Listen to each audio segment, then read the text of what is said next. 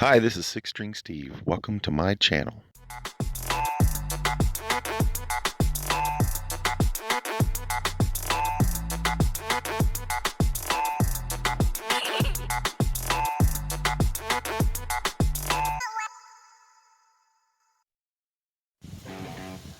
Time to change the oil in the old Onan 4000 generator here. There's a little, I've shown this before in the video, but here's a little plate right here that you have to loosen the screws. I just take out one screw and loosen that one and twist the plate and drain the oil out of the generator. And then I'll refill it. It's just been acting kind of weird lately. Hopefully this will help it run better. Alright, we've got it drained out. I'm adding the oil.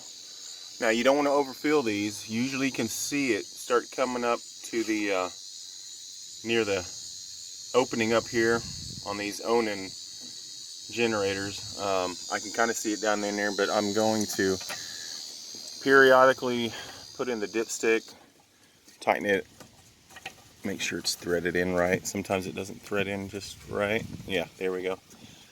Like that. And then pull it out, see if I can see anything. Can't see it. I knew I couldn't yet, but I'm going to keep adding a little bit. I just don't want to overfill this at all. There you can see where it says full.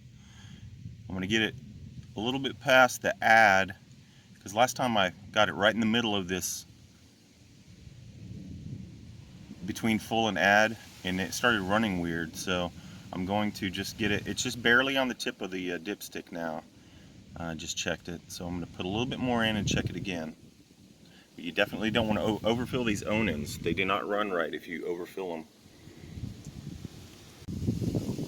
I added a little bit more. I'm just going to gradually keep adding a little bit more. I'm starting to see, like I said, I can see it when it's filling up inside there, and it's not, I can tell it's not quite enough yet, so I'll put a little bit more in.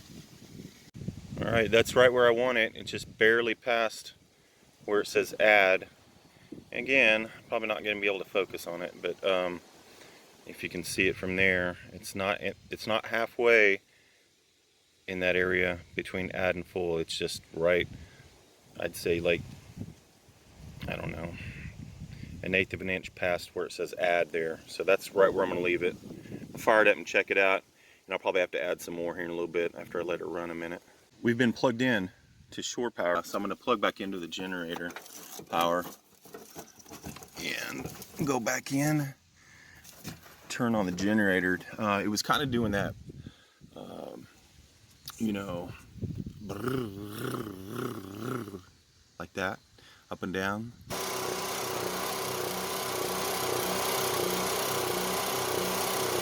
But once we turn the AC on, it usually levels out. So I don't know until and then I'm gonna check the oil again, make sure. I might need to add a little bit more oil real quick here. And then I'll go in and crank it back up and turn on the AC, give it a pull, some power on it, and see what happens here.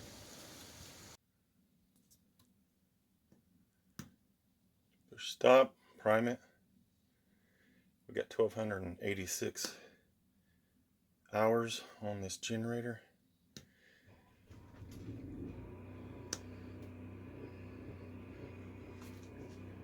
Okay, here in a second I'm going to turn on the air conditioner, see what it sounds like after the AC comes on.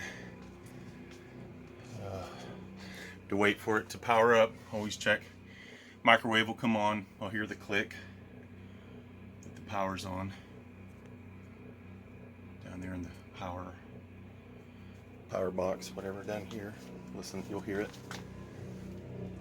There, it clicked. I don't know if you heard that or not. Microwave's on. It's just what we always go by. Make sure it's on. Now, turn on the AC. Turn it down so it'll come on quicker. We'll set it on auto. So, hang on a second. We'll go outside now.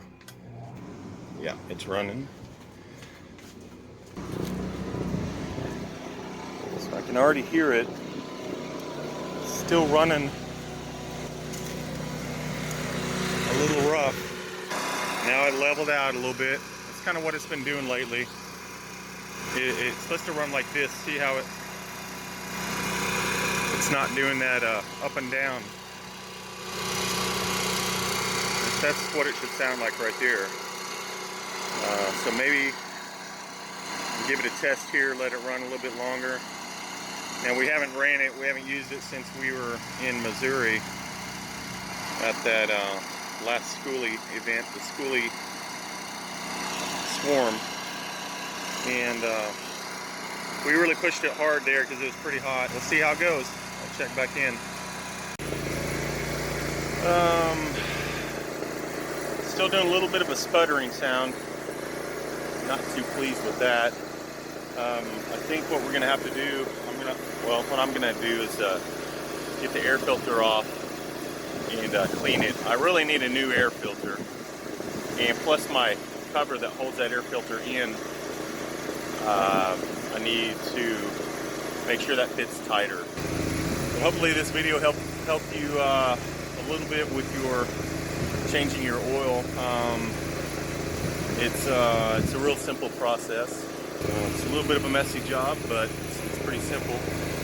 But I'm going to do some more research real quick on how to maybe change like the fuel filter in it, and that's probably part of it too. So I'm going to figure that out.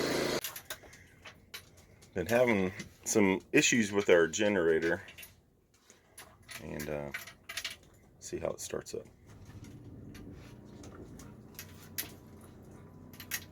Not bad. So I changed the oil recently, and we're at 1200 and what is that, 90 hours, run hours. When we were in Missouri at the schoolie swarm event, it started acting weird because I think I added a little too much oil. These things are very finicky, these generators. It's an Onan 4000. And okay, so powered up, and it was acting weird, so I tried to like suck out a little bit of oil because I found out information about, you know, if it's running, if it's starting but it just runs for a while and stops, there's too much oil in it. So that's what mine was doing. And so now I've changed the oil. When we were in Oklahoma, changed the oil.